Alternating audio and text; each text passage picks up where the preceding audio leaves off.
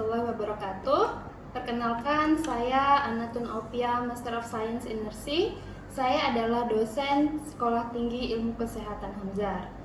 Selain itu, saya juga adalah dosen dengan tugas tambahan yaitu Sekretaris Prodi Ilmu Keperawatan semenjak tahun 2022. Baik, di sini saya akan menjelaskan tentang mata kuliah yang saya ampu, yaitu Konsep Dasar Keperawatan 2 atau KDK 2, di mana KDK 2 ini berisi 3 SKS, 2 SKS teori, dan 1 SKS praktikum. Mata kuliah KDK 2 ini diberikan pada mahasiswa semester 2 dengan tim teaching sebanyak 3 orang. Adapun deskripsi mata kuliah ini adalah mata kuliah ini membahas tentang konsep berpikir kritis dalam keperawatan dan proses keperawatan dengan penekanan pada proses diagnosis keperawatan. Adapun capaian pembelajaran mata kuliah ini yaitu yang pertama, mampu bertanggung jawab terhadap praktik profesional meliputi kemampuan menerima tanggung jawab terhadap keputusan dan tindakan profesional sesuai dengan lingkup praktik di bawah tanggung jawabnya dan hukum atau peraturan perundangan. Yang kedua yaitu menerapkan proses keperawatan, mampu menerapkan berpikir kritis dalam keperawatan. Ketiga yaitu mampu melakukan proses keperawatan yaitu pengkajian. Keempat, mampu menerapkan proses keperawatan, memahami proses diagnosisnya.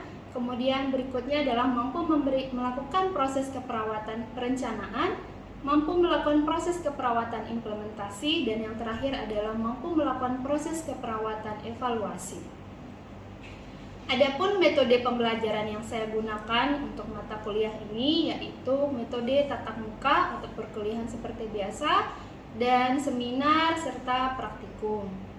Dan untuk evaluasi pembelajaran ini saya menggunakan 5 metode evaluasi, yaitu pertama penugasan, yang kedua seminar atau keaktifan, yang ketiga praktikum, yang keempat ujian tengah semester, dan yang terakhir adalah ujian akhir semester. Adapun presentasi setiap metode evaluasi sebanyak 20%. Berikut ini saya akan tampilkan video proses pembelajaran konsep dasar keperawatan 2. Mari kita saksikan video berikut. Terima kasih. Baik, kita mulai ya. Bismillahirrahmanirrahim. Assalamualaikum warahmatullahi wabarakatuh. Waalaikumsalam warahmatullahi wabarakatuh. Ya, sebelum mulai pembelajaran, silakan satu orang memimpin untuk berdoa. Bismillahirrahmanirrahim. Ada kala baiknya sebelum kita memulai perkuliahan pada pagi hari ini, kita bersama-sama berdoa menurut kepercayaan masing-masing. Berdoa dalam hati, mulai.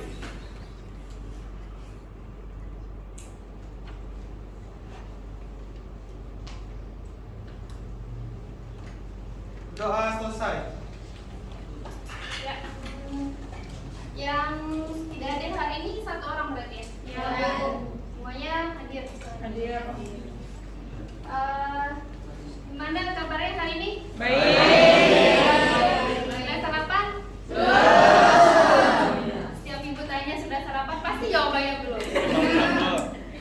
Makanya bangunnya itu lebih pagi ya, biar cepat. Kira nasi, Bu.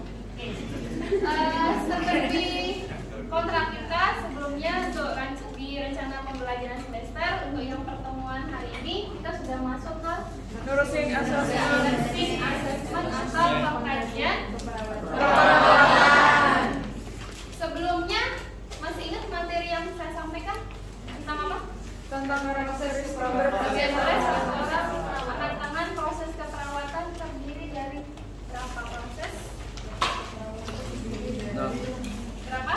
5, 6? 6. Ya, satu orang untuk siapa? Ya, siapa? Silakan. Ya. Sama. Perkenalkan, nama saya Aksada Panatarisa. Jadi proses keperawatan terdiri dari 5 proses. Yang pertama itu assessment atau pengkajian.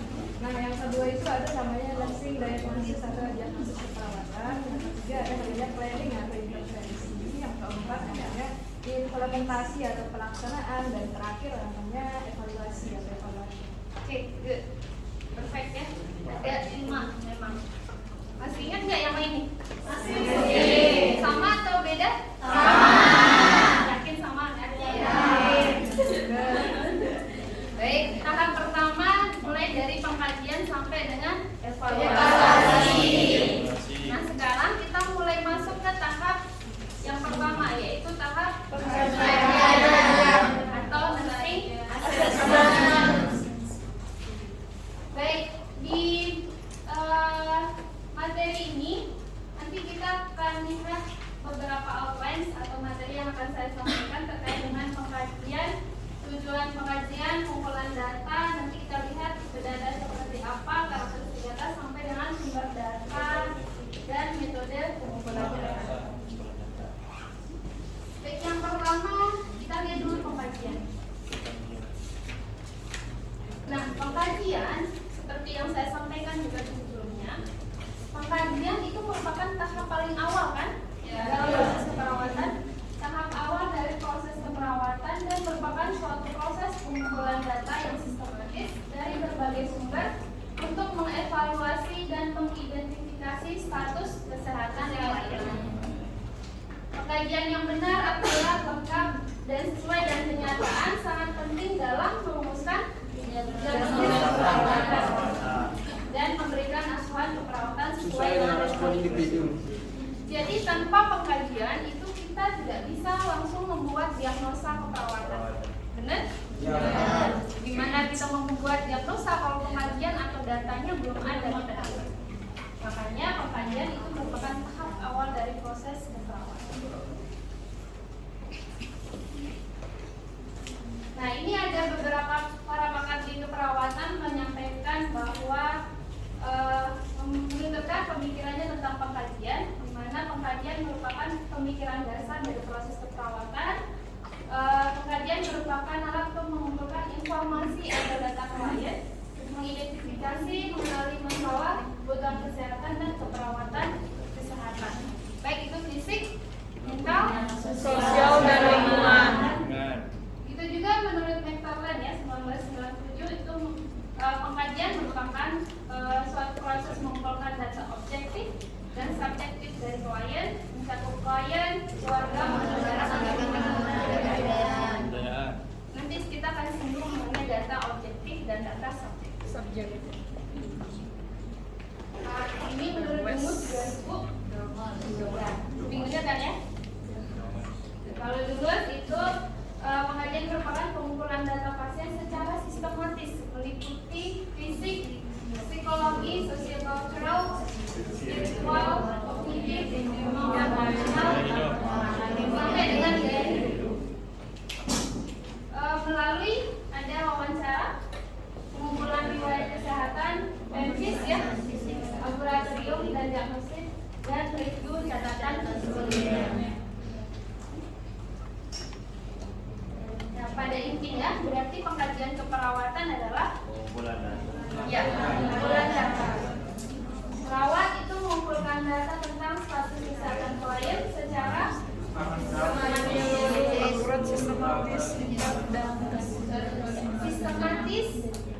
sistematis maksudnya menyeluruh ya. Kemudian sistematis tertata dari misal kepala sampai kaki. Kemudian kalau menyeluruh keseluruhan.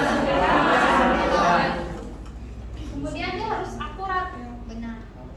Ya, singkat dan berkesinambungan. Kalau berkesinambungan seperti apa? Ya, berkesinambungan. Seperti yang disampaikan sebelumnya, mulai dari pengkajian sampai evaluasi, nanti balik lagi, tidak mentok di evaluasi. Kira-kira apa tujuan dari pengkajian?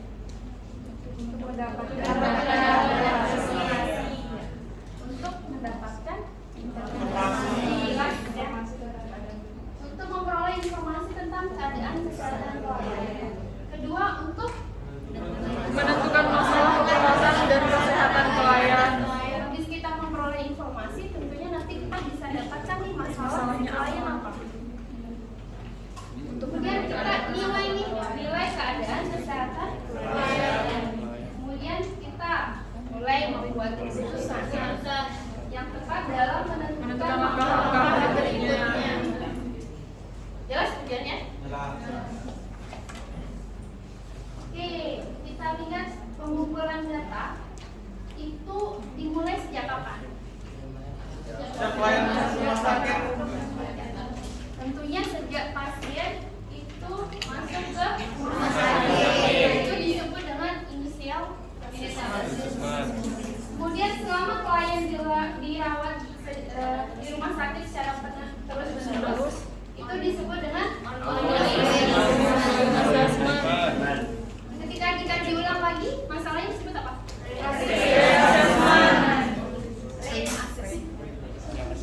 Jadi mulai dari initial assessment, ongoing assessment, itu selama pasien di rumah sakit tentunya kita lakukan pengkajian.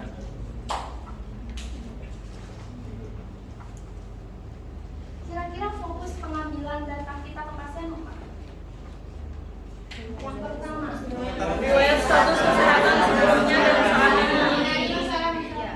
Yang pertama adalah kita lihat dulu nih riwayat kesehatan pasien Sebelumnya. ya, ataupun yang saat ini, terutama yang penting pasti saat ini ya. Tapi kita harus lihat juga kesehatan riwayat sebelumnya. Jadi jangan lupakan masa lalu. Walaupun bagi sekarang berada di masa tetap kita lihat riwayat. Jangan-jangan misalnya sekarang dia pasien DM, tapi riwayat sebelumnya dia hipertensi. Itu sebagai data juga yang harus kita masukkan untuk melihat sejauh mana status kesehatan si pasien. Kedua, pola coping yang pernah digunakan dan yang saat ini digunakan. Tahu pola coping nggak? Pola coping. Coping itu adalah cara seseorang untuk mengatasi masalahnya, baik itu masalah kesehatan secara fisik maupun secara mental. Misalnya ada yang ada masalah stres, putus pacar. Kira-kira kalian responnya gimana? Diajar. Ada atau ada yang nangis malam-malam galau, ya? Gak makan 3 hari. Gak makan 3 hari 3 malam. Nggak tidur 3 hari. Biasa aja. Ya, atau ada yang biasa. Itu termasuk adalah pola coping. Ada yang pola ya.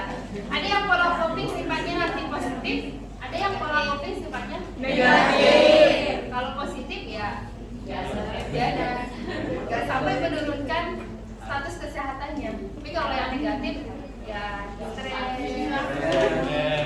bunuh diri, Yang gak sampai gitu. gantung, Menangis. Baik, kita lihat status selanjutnya ya. Nah, kita lihat juga respon terhadap terapi medis dan intervensi keperawatan.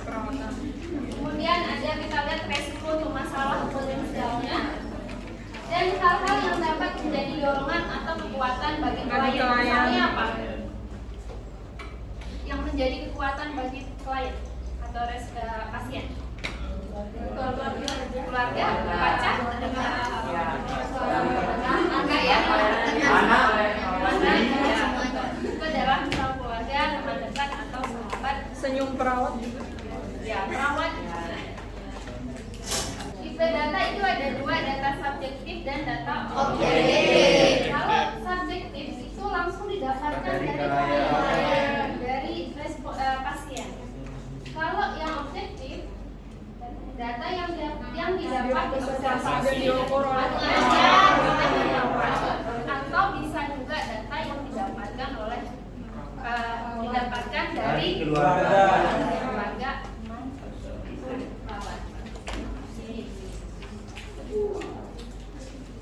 Karakteristik data yang bagus itu jelas ada 3. Yang pertama kemudian Akurat dan nyata, relevan. ya, dan relevan dengan yang sedang dialami oleh si pasien. Jangan sampai ini datanya nggak lengkap, nanti takutnya malah tidak terdeteksi masalah yang sebenarnya. Sumber data kira-kira kita dapatkan data dari mana saja nih selain dari klien pasien?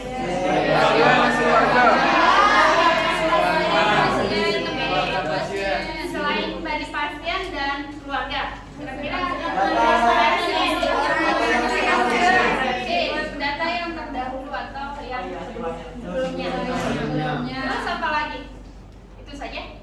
Dari data penunjang. Lingkungan, tetangga.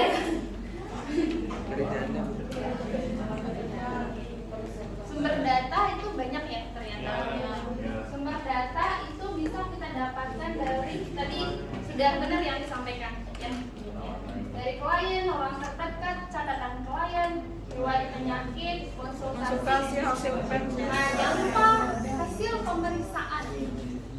Misal hasil pemeriksaan lab ataupun hasil pemeriksaan motion itu kan bisa sebagai sumber data, sangat bisa ya, malah itu harus ada. Sampai catatan medis dan akuntansi kesehatan lain dan perawat lain maupun perpustakaan. Nah, kira-kira metode pengumpulan data dari gimana nih caranya supaya kita bisa dapatkan data? Dari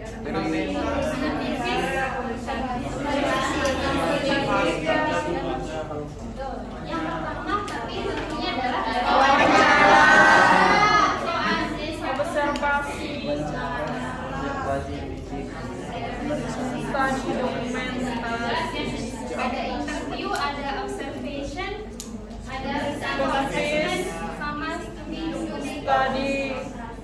Kalau interview atau wawancara, yang jelas kita tanya ke pasiennya masalahnya apa. Ya. Sini tentunya harus ada tanya jawab berkaitan dengan masalah klien. Kalau pasiennya bisa bicara, memang bisa langsung kita masukkan ke view ini. Kalau klien langsung tanya jawab dan pasien yang tidak bisa, Bu, apa yang sedang dirasakan saat ini?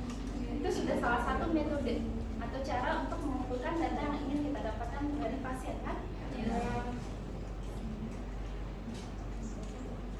Nah, hanya saja walaupun anamnesa atau interview itu tetap kita harus punya persiapan, mulai dari persiapan, perkenalan, kerja dan terminasi. Sudah belajar komunikasi dalam keperawatan? sudah Sudah. Ya. Semester ini ya? Iya. Nanti kan kalian akan mempelajari pembukaan seorang perawat itu seperti apa, isinya atau cara kerjanya bagaimana, sampai dengan penutupan dan terminasi.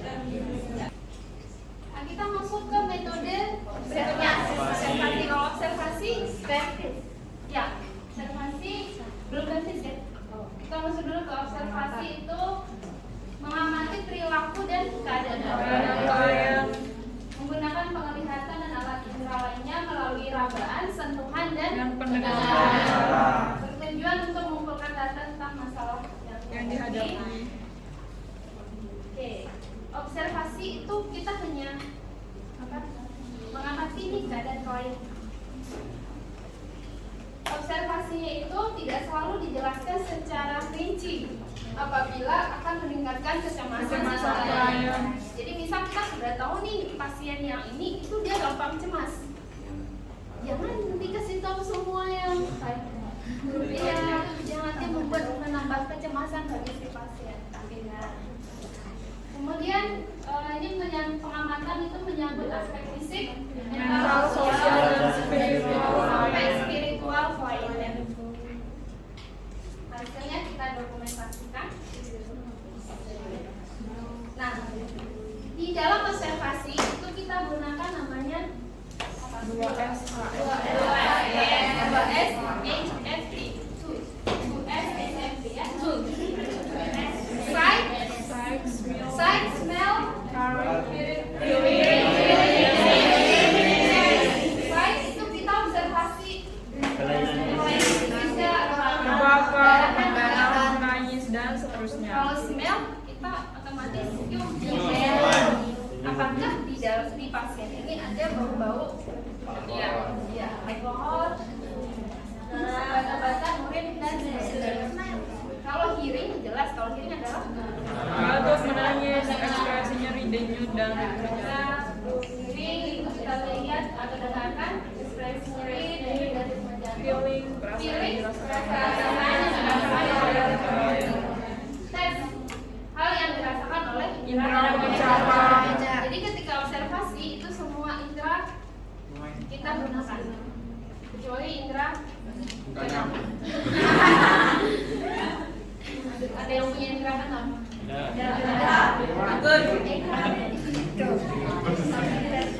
kita masuk ya ke yang berikutnya.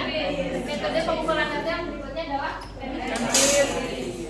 Jelas tujuan Pempris ya, untuk yang mengumpulkan data. Pempris itu bisa dilakukan dengan apa? Meraba.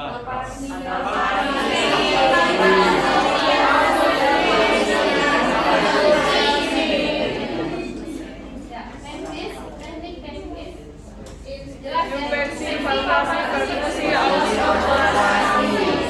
Inspeksi itu apa?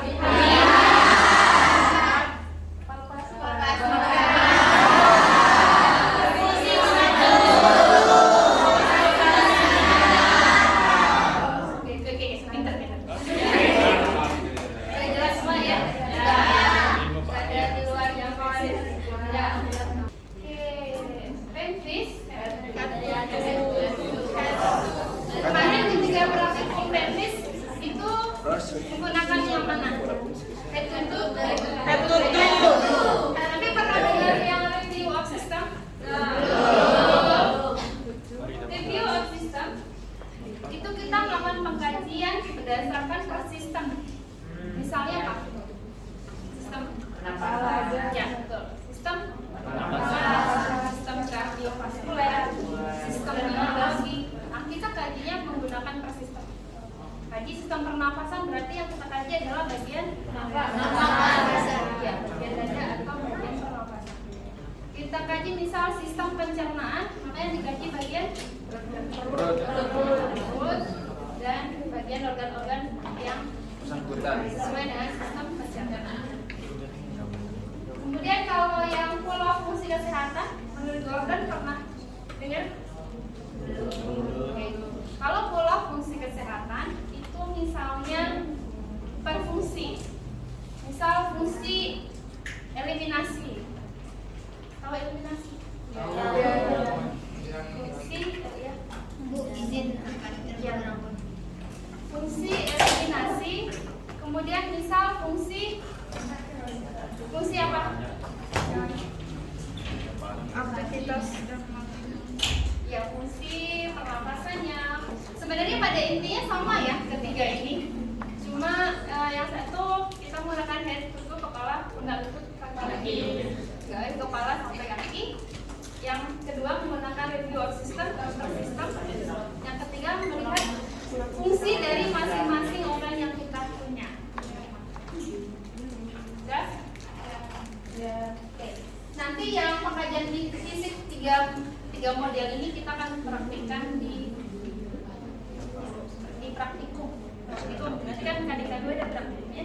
Kita akan melakukan mulai dari pengkajian sampai data. Pengajian akan saya lihatkan yang mana head to toe, yang mana review of system, dan mana pola fungsi kesehatan. Terakhir metode yang terakhir itu studi dokumentasi. Kita ngumpulin data atau kita mendapatkan data bisa dengan pemeriksaan radio sampai dengan ya kan?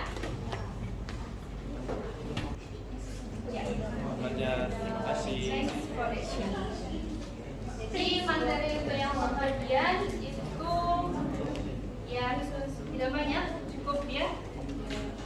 Yang selanjutnya nanti kita akan lebih banyak ke praktikumnya. Nanti kita lihat bagaimana cara atau melakukan proses pengumpulan data atau pengkajian. Sebelum saya tutup perkuliahan pada hari ini, ada yang mau ditanyakan atau cukup jelas? Jelas? Alhamdulillah. Kalau begitu saya tanya.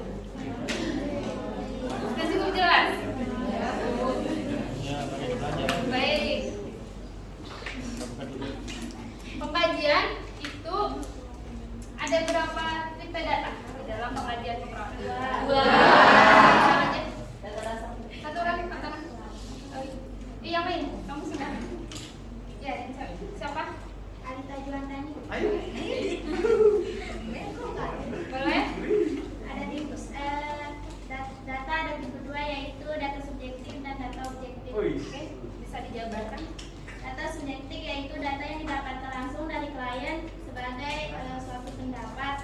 Yang kedua, data objektif, data yang berasal dari orang terdekat seperti keluarga. Oke. Ada yang mau menambahkan? Sama? Sama. Baik, untuk berikutnya metode pengumpulan data ada berapa? Dua, empat. Yang empat. Ya, sebutkan nama saya bagi wawancara. Metode dalam pengumpulan data ada 4. Yang pertama, wawancara. Yang kedua, observasi atau penelitian. Yang ketiga, pervis atau pemeriksaan fisik. Dan yang keempat adalah studi dokumentasi. Ya. Sama? Sama. Ada yang berbeda? Gak ada ya. Terakhir, teknik pemeriksaan fisik. Ada berapa? Ada yang berapa?